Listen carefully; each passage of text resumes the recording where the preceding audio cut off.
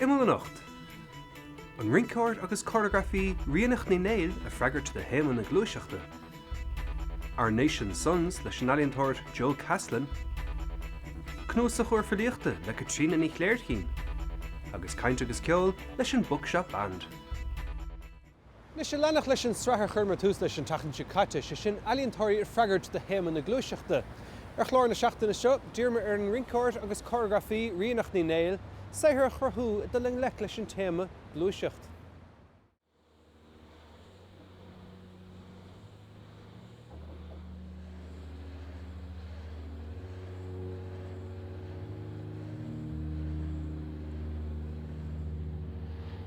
Ní dónam go raibh an aliantóra alian, gus som go raibh an alian tusa. Agus thosa me ar rincin ar bhí me 3 bliana d'aois, agus is dóchan ar stop me go fór.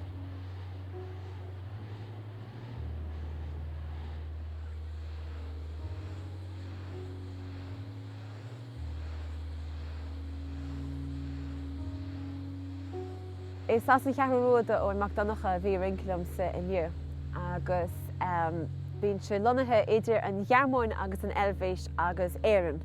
So an gná saoil spailpín fánach na rincóirí atá ag óin, mar a bhíocha gomsa.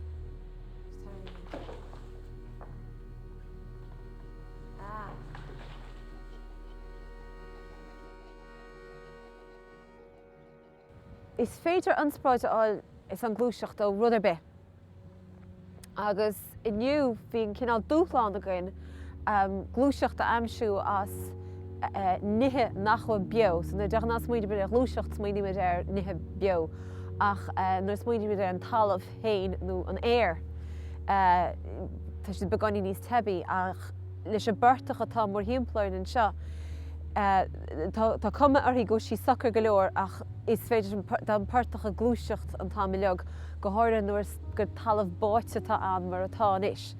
Agus tá sé sleanú agus is sile agus a tiite minias agus so heasta go aim se plé leis an cinál na bríomhra sin.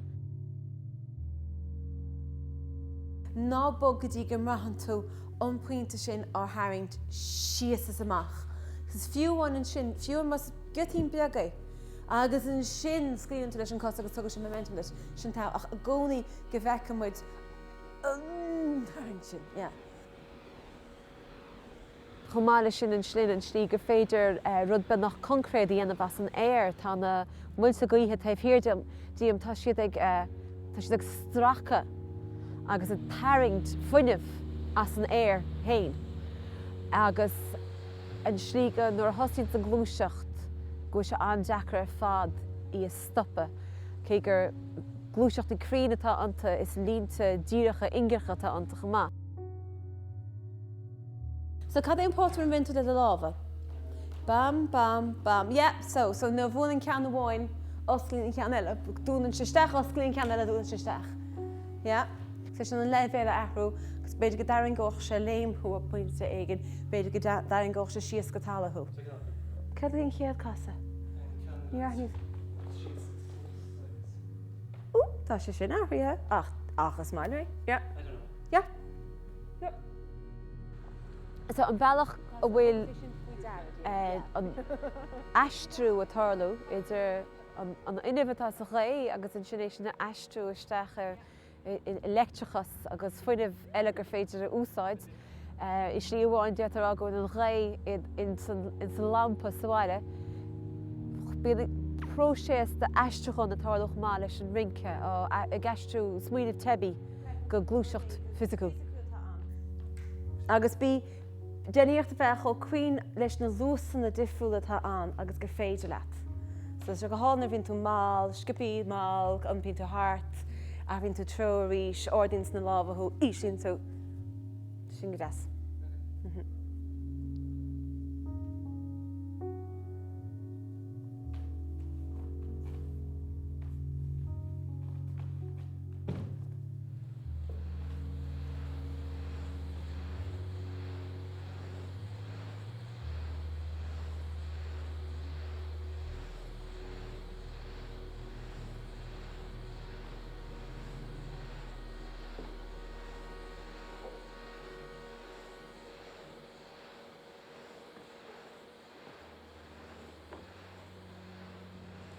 Tá alíonn an agus tá ábhar fáca na dhéag tá leabhar goin leis na mílte bliain agus deach alíonn agus léhéad agus le rince marann si i gcuimhne na daoine óhacaí agus na daoine a chrothaigí.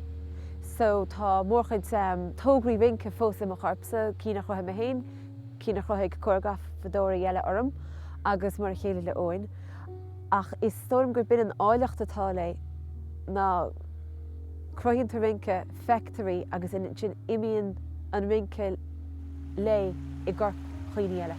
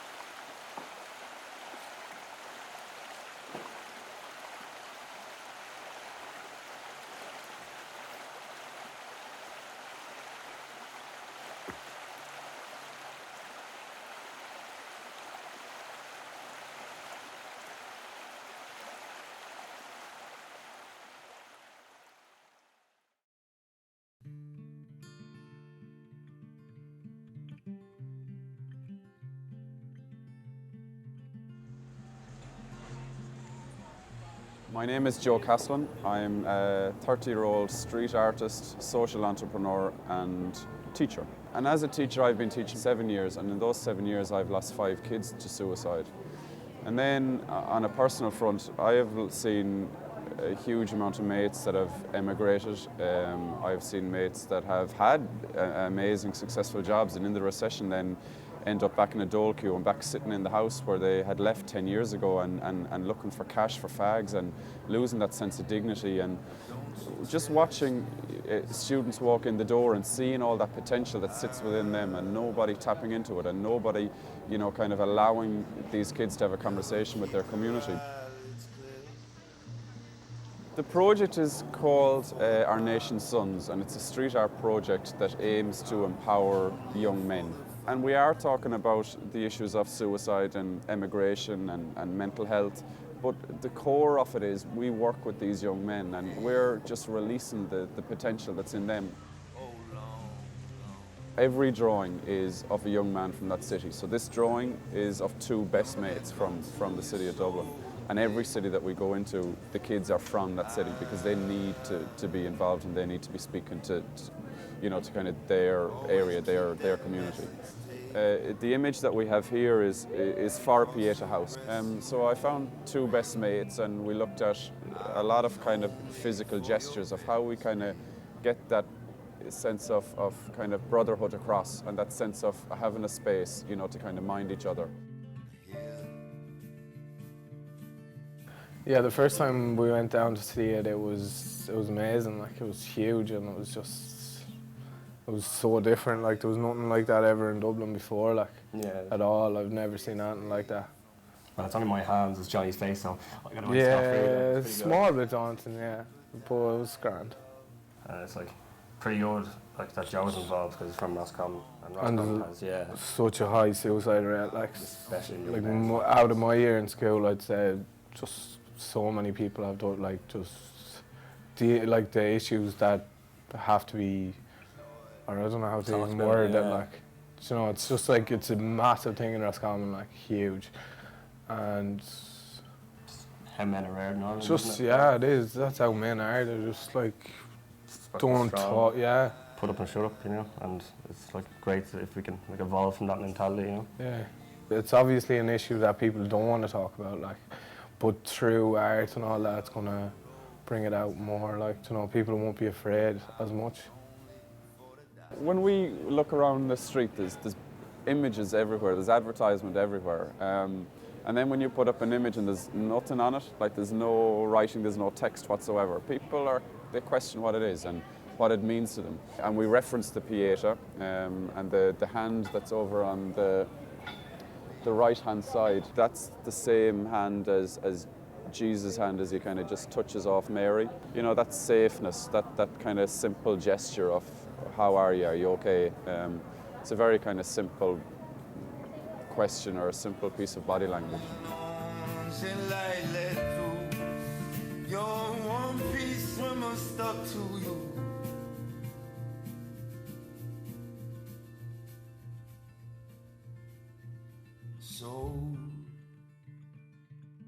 So far this year I've worked with 54 young men. Like over the course of the last maybe 6 months, we have touched and kind of influenced cities and towns and villages, but most importantly, we've kind of helped a certain cohort of young men just stand that little bit taller. And we're not trying to fix any problem. There's no way we can fix a problem by putting up a drawing on the wall, but we're just starting a conversation. And there's no household in Ireland that has not been touched by emigration or suicide or mental health. And it's a subject and it's a project that just grabs people in a way that just quietens them and allows them to think and to reflect on who is this?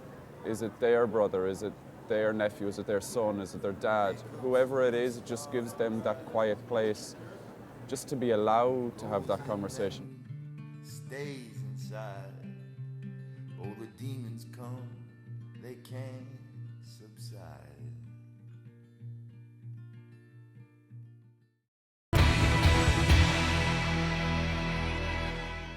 Fáilte ar neis. As muoinechan den ile Katrina ní chléir chin agus tá tarna cnúsach an bhrídeach sí dúr fáilsecha. Bhualas le Katrina le leart le foies na nithe léir bhí do le bhaimirtí agus na dáanta uarasa a gumacha.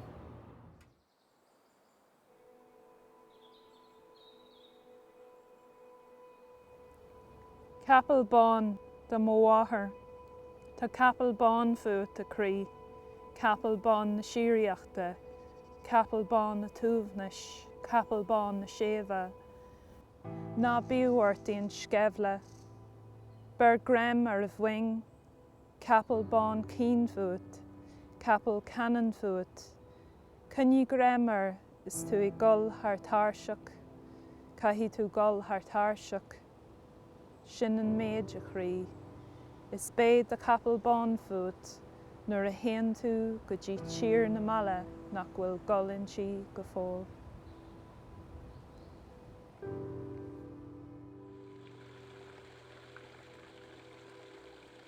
Dá san capel bán, inis do mai ealar tír. Well, scríb mé in ómós do mháthir a bhí go donna sin le galar na scafóg le ceir bliana nuas agus fuair sí básan sin I gaithú an tairí.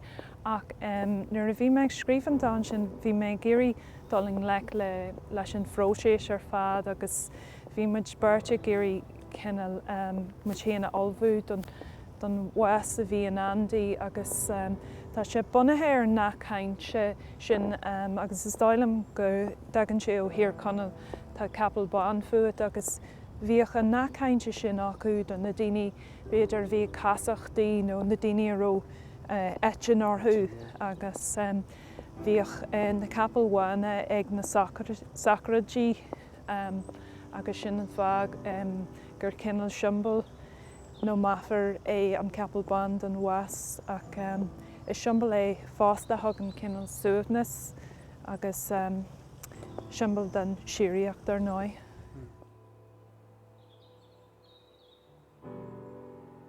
Tá roiintas na dáanta sa chnúsach seo tumnathe de bháthir benacht déile agus bunathe ar an ngalar a bhí uirtí.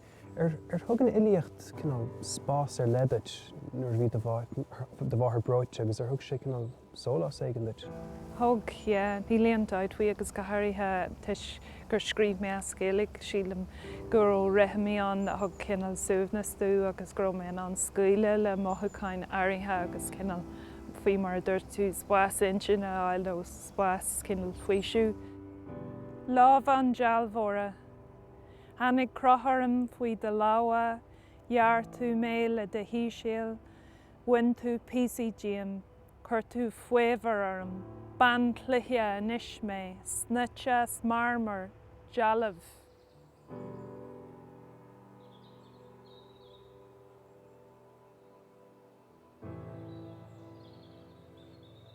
An go a chluisiid in Critlinar agus an go a chluisiid sa chnúsach sa an bhríideach sí. Ní honna na chorbaí tá go sin léith le go thomlan mar eile tá mit éis gáil tríd in air sin léith le hasíúm gáil siar agus hasíúm gáil híos faoin tua go maiid, so ní dáil am gáil an bhríideach sí có cearach có cinnal urbach leis le Critlinar agus níl an air sin solas seán tá níos mó den grúmas, den bhrónas, den cíús, den caiileann, den was ag baint leis an bhríideach sí. Lúte gomíocht tú scríomh gach lá nach mór ar ceir bliana. An bhágann se sin thuirseach fullmhú ar deire nó an dosíon an próisis a rís go tapig? Níla agam go fólach an céad an uiríarnach thug se sin anna chud foiinneamh dú, actually feim níos mó foiinneamh as a bheith scríú. Tá coppla go difriúla gceist sa chnúsach an a bhreá seo. Mar an tú caiilte uaireanta? Mar eile? Well, tá sé deacair a bheith mar eile, duine go leor a bheith mar eile géalaige sa látá nuan ach ní bhraham caiilte ach tá mé géirí feile a rís ar rud ag an difriúil an céadú eile sílam go mé ag gáil idró difriúil a rís. Chud is na dáanta an go mórlim sa chnúsach sanna na cín a bhaineann le a bháthir benach déile agus an cadrih a bhí adrih. Cén ar cadrih bheith? Well, cos le cadrih ar bí an cadrih ar bí leis an bhathair tá nás sin níos táhachtaí na nascar bí eile don neamh comhis agus de héal an duine bíon an nás leis an bhathair nó an cadrih leis an bhathair a ionta táhachtach do bheon an duine sa táhachaí agus mar sin de I gcónaí cadrih ar bí bíon eisbhris nó taithí dearfach agus dúilteach ach nuair aonn duine bás cibhníonn tú ar na dearadaí ar na rudaí dearfacha ach de bhétín focail amháin aráinú chun chuir síos ar mo bhathair passion a bheith go gceist agus bhún se passion dú don éilíocht don teanga i dteanga ar bí nó don na focail I dteanga ar bí.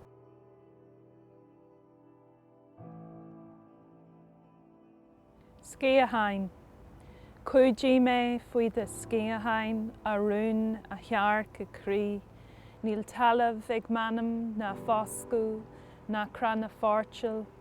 Na madí rawa lig mé le srohiad. Lig mé na madí rawa le sroh. Tá mé cailte, caite, buite. Níl cosanj carrig na foscú ag manam a ghra. Níl cladach. Tá mé géan gan cloch gan carrig a bhhad a bhla. Is mé cíú I mo thuan. Cúidí mé faoi de scé a hain a chrí.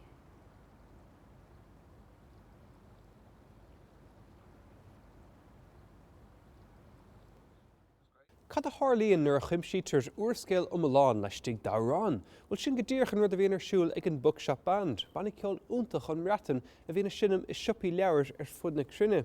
Bhualas leo nuair bhí siad an éireann ó chéanamh.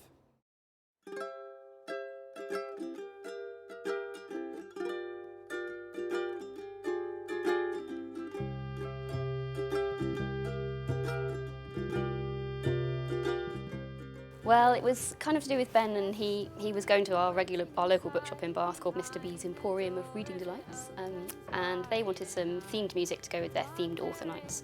And Ben asked Beth and I to join him in producing some music for these nights, and we are all songwriters, so we decided to write the songs. Stories we know and those we don't. We get together quite often on the day of the event, and we sit down and we talk about it. We talk about what inspired us, like what we related to, like what got us going about the book, and then just kind of see what comes out. And you know, we might have had a chance to bring a little idea to the table, or maybe a whole song, or then we just kind of work it up. And then at 7 o'clock, we're at the bookshop and the author's there, and we play it. And then by 7:10, it's all over. It's quite intense. In a shop with books, in a shop with books, and a bag with books in a shop with books. books We've had some tears, we've had people kind of have to walk out because they've felt, you know, it's quite overwhelming for them, I think, as well as for us to have someone respond to their book, their piece of work, their kind of baby, and just, you know, our response could make them quite emotional about it.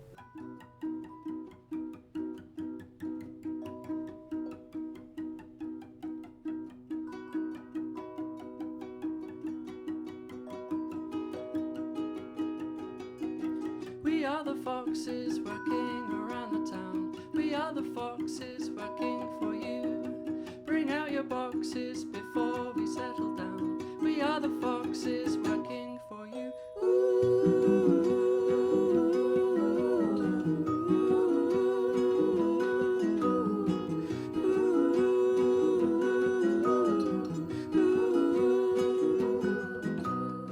Don't be afraid, 'cause you know what we prefer. Smile on your faces, that's what we do.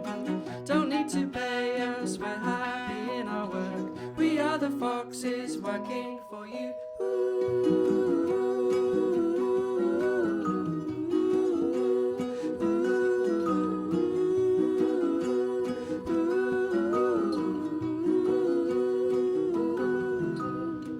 Running rings round, covers more ground. We're foxes in a big rush, jumping on a night bus. City lights glow like a light show, keeping strange hours, smelling all the flowers. Keeping strange hours, smelling all the flowers. Keeping strange hours, smelling all the flowers.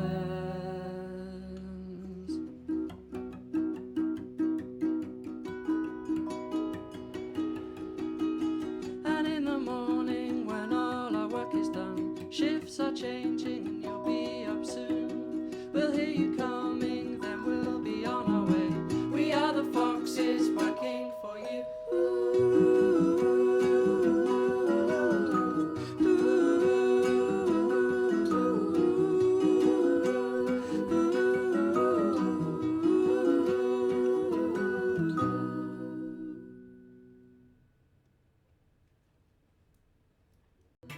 Bígad ar deanta ríist an tatan sechuin ar bheith scohan cheolalainn le muintir de bara, agus beimid sa chaileh leis an alíontóir amráiteach Joe Bosque.